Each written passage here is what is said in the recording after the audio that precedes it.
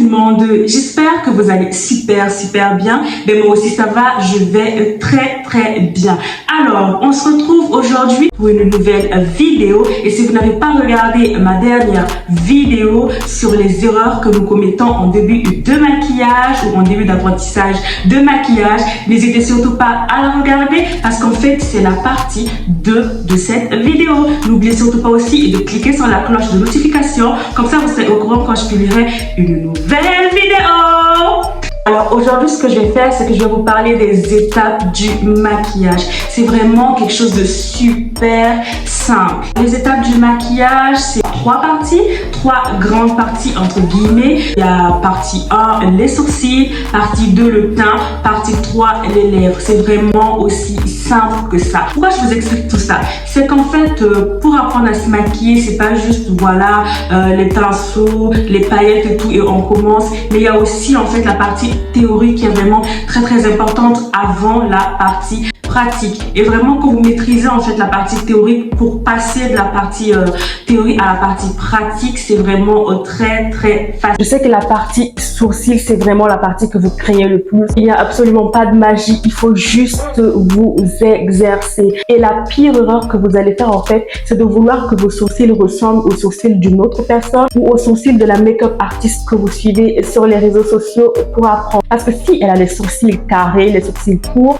et que vous avez les sourcils droits et longs, comment est-ce que vous allez faire en fait pour que vos sourcils ressemblent aux sourcils de l'autre personne en fait? Souvent c'est ce que on essaie de faire et c'est pourquoi en fait dans tous les cas ça ne matche pas à la fin. Et ce qu'il faudrait faire en fait c'est de respecter l'identité en fait du visage que vous avez. Il faut aller dans le sens en fait de vos sourcils. Rajouter un peu de crayon pour remplir les parties vides et ensuite le rendre propre avec des anti-cernes ou concealer en fait si vous voulez. Et ensuite il faut vraiment vous exercer les filles parce que souvent vous allez voir des make-up artistes qui disent non j'ai pris quoi 30 minutes pour faire en fait mes sourcils et voilà pourquoi elle prend autant de temps, parce qu'elle veut le faire bien en fait. Il n'y a pas de secret en fait, c'est ça. Peut-être quand vous allez super bien maîtriser vos sourcils, vous allez prendre quoi 2-5 minutes. De toute façon tout se fait avec l'apprentissage, des filles n'auront pas de secret. Prenez le temps en fait qu'il vous faut. À force de répéter tout le temps la même chose, vous ferez vos sourcils en quoi 15-20 minutes.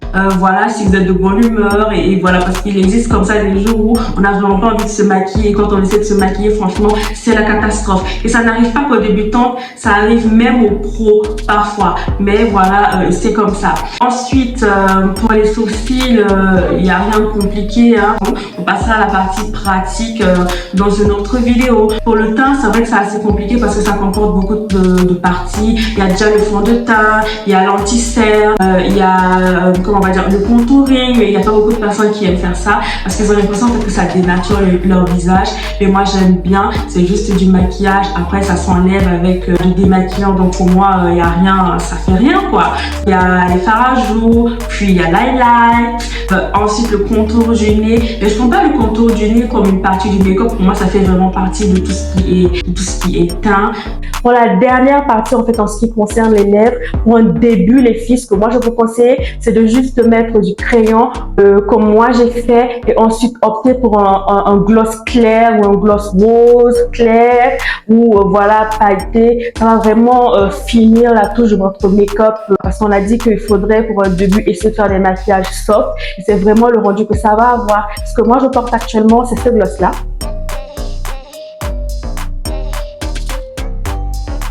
Ça, vous voyez les filles, c'est ça.